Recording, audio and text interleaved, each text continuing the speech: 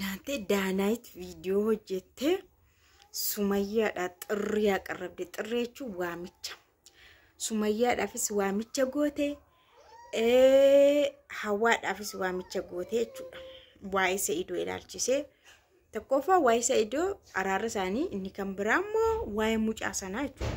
Isaan amma yoonaa hin dhageenye moo maa'inni Sa'idoo silaa USaan dhagaa afaan Oromoon dhagaan isaan afaan Oromoon dhagaanis hin dhaggeeffatanis waan ta'eef si Jamal Sa'idoo viidiyoo hin hojjenne hiccitii nama biraatti himee namni intaloonni feenet sun immoo YouTube irratti gadi baaste isaan immoo afaan Oromoon dhaggeeffatanii dur jedhanii iyyuu ilaalanii jechuudha. Maal akka odeessite hin beekani waan ta'eef waa'ee mucaa Sa'idoo sunis waamicha keessa jira. Waa'een Sumayyaas immoo waamicha sirriitti mata tokko nagaa waaqayyo hunduma keessanii faa baay'atu ka'ee beejamtoo tordoftoota akkam jirtu nagaa keessanii ani baay'ee nagaa koo galata waaqa haa ta'u baga jiraatanii egaa Yemenirra oduu isinii fidee dhufe jechuudha. Daanaayit waan isheen jette tokkoffaa Daanaayit maal jette seetanii waa'ee Sumayyaa jechuudha. Yeroo kana keessa maal keessa akka jirtu ani hin beeku. Bilbilishii cufaadha bilookiidhaanis nagooteetti ani ishee hin argadhu garuu baay'ee dhiphannee jirra. Kanaafuu maal jetteen seete yoo kallattii jirtullee iddoo jirtullee lookeeshinii kee dhoskiteellee karaa WhatsAppii nafaana haasa'ii waan si faana haasa'uun qabaa even nagummaadhuma kee fayyummaadhuma keellee baruun qabaa.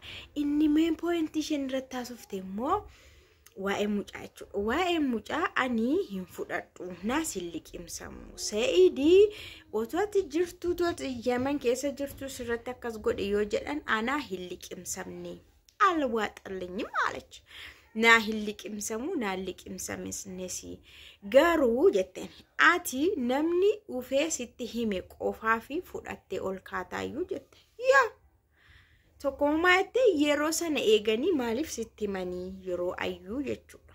Dura maasitti nimni yookaan booda maasitti nimni erga tasgabbaa'ee maatti nimni ani kaleessa kanan dubbanne namni maaliif yeroo sana eegee walirratti dammareetti himee siniin hin jenne inna ati natti himan jettee maa dubbii qabattee ol kaataa akkas jedhan jettee maa dubbii qabattee ol kaataa sitti himanii qofaaf miti mirkaneeffachuu qabdaa adda baafachuu qabdaa.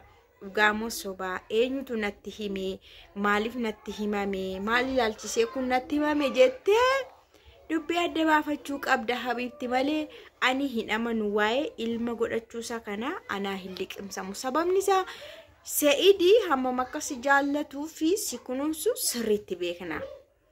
Irri immoo nama jaallatuuf nama kunuunsu irratti gadi ba'ee humaa tokko hin godhu. Kan ayyuu dogoggoraan ta'e sanas haa ta'u kana kan ayyuu immoo barbaadees miti. Dhuguma Sa'idii nan fuudhadhee dhufne ayyuun barbaadadhee dhufne akka carraa ufeetti laxxafameetti daarragame hin ta'edha. Maal natti daarrage kana waaqni jedha namni. Kana eessanatti daarragamummaa eessanatti fidechuudha mitiira itti fidani malee Sa'idii barbaadee miti jechuudha. Dubbiin ilmaas immoo akka isaan yaadan miti isaan ammayyuu hin dhageenye ganaa mariirra jiru ganaa wal amansiisuurra jiru jechuudha. Kanaafuu kana hundaafuu please sin barbaada ani isatti akkasanaan jetteef garuu baay'ee sitti mufadheen ture. Sa'idii heerumuu fi ati kan mana kireessitee waan du'a meeshaa mana keessaa guutumoo hiriyaa isa jette sanallee sitti baay'ee gaddeen ture garuu maamiti atis miira keessa jirta gadda keessa jirtaaf akkas jettes maamiti garuu ani qofaan koo iddoo jirtu nan dhufa maatiiyyuu dhiisii jette warra kooyyuu dhiisii iddoo jirtu nan dhufa yoollee Sa'idoo faana araaramuun hafee araaramuu yoo hafellee haala mijeessuudha ijoolleedhaaf. Waa'ee ijoolleetiif haala mijeessuudha.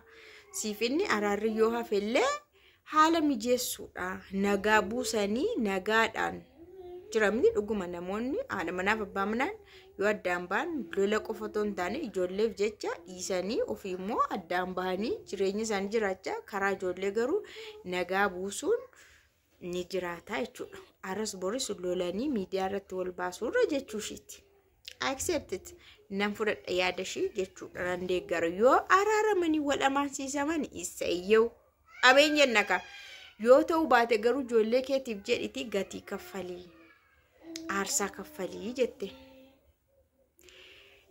hawaadhaan immoo maayittee hawaan immoo mootiveetii gootii itti sirriidha hawaani jajjabeessuu keerraa gorsuu si wayyaa nagaan yoo bu'e wayyaa hawaan hin beeku garuu hiriyaa Sumayyaa akka taatetti hin beekani Sumayyaa biratti hin beeka malee dhuunfaatti hin beeku ishees barbaadeetiin jira ishee faanillee waan haasa'u qaba isheenis ituun afaan haasa'uuf ta'eeti gaariidha waa'ee araara isaanii jechuudha waa'ee Sa'iidoo fi Sumayyaa haasa'uuf jechuudha mari'achuuf jechuudha bilbila ishillee argadhee bilbilee fi Sumayyaa hawaanillee narraan kaastuu maaliif akka ta'e hin beeku silaa mari'anna turre isheen immoo hawaa Sumayyaa bakkuma jirtutti jajjabeessuu osoo hin taane akka isaanii araaraa fi walitti dhufan dhiibbaa gochuu qabdi ture araara dhiibbaa gochuu akka qabdu hiriyaa bukkee jiran ta'uu qaba namoonni kun lamaan baay'ee Sa'iidiif Sumayyaanii osoo qaama wal bira dhufanii waan hundaa wal amansiisuu danda'u amma jetteedhaan balaw jechuurra wal bira kaanii dhugaaf dhugaa jiru walitti manoo dhugaamo yoo walitti manoo araarri kan biraati dhugaa walitti mun kan biraa mitire namni asii waa'ee isaanii dhiphachuurra karaa Sa'iidoo dhiphachuurra karaa Sumayyaa dhiphachuurra bakka isheenillee bultee kaatee dhiphachuurra Sumayyaanillee bultee kaatee waa'ee Sa'iidoo kana dhiphachaa ooluurraa osoo dhugaa jiru haasa'anii iddootti galutti gashanii gaarii miti yoo hin araaramu ta'es yoo waliin jiraatu ta'es yoo bakka waan fedhe iyyuu ta'e iyyuu isa booda mi'raafiin kun cufame yookaan mata dureen kun cufame ajandaan kun cufame nageenya hojii biraa hojjetatani waan biraa hojjetatani piraankii hojjetatani diraamaa hojjetatani waan baay'ee jira jechuudha viidiyoo namni walitti yoo dhufe waan baay'ee hojjechuu danda'a waa'ee ekele qofa jechaa oolurraa siniin jedha kanaafu daanaayiti wow gaafisa guddaan irraan fadhi deebisheen deebiste tokkoffaanii gaafuma jalqabdu Sumayyaanii kanaan dura YouTube waliin ni hojjennaa si fayyadallee naan jettee na kadhattee dadhabdee maal taa'ee wajjin hojjenne 2-3 taanee hojjenne bareedaas illee ni fayyada yeroo naan jettu an yeroo sana barattuudha barattuu yuunivarsiitiin ture yuunivarsiitiin baradhaa ani kaameeraallee hin jaalladhu yaaduma viidiyoo dalagu YouTube dalaguullee hin qabu kanaaf jecha nan didee haa ta'u malee amma yuunivarsiitii kana baranan eebbifamaa xumura jala gaheetiin jira egaa yeroo eebbifaman immoo akkuma walii galaatti ta'enna dubbichi hojii argachuun baay'ee ni ulfaata eebbifamtullee hojii daftee hin argattu kanaaf jecha immoo xumurarra gaheen jira waan ta'eef jedheeni yaaduma isaanii kana keessa galee chuma YouTubein kunis baname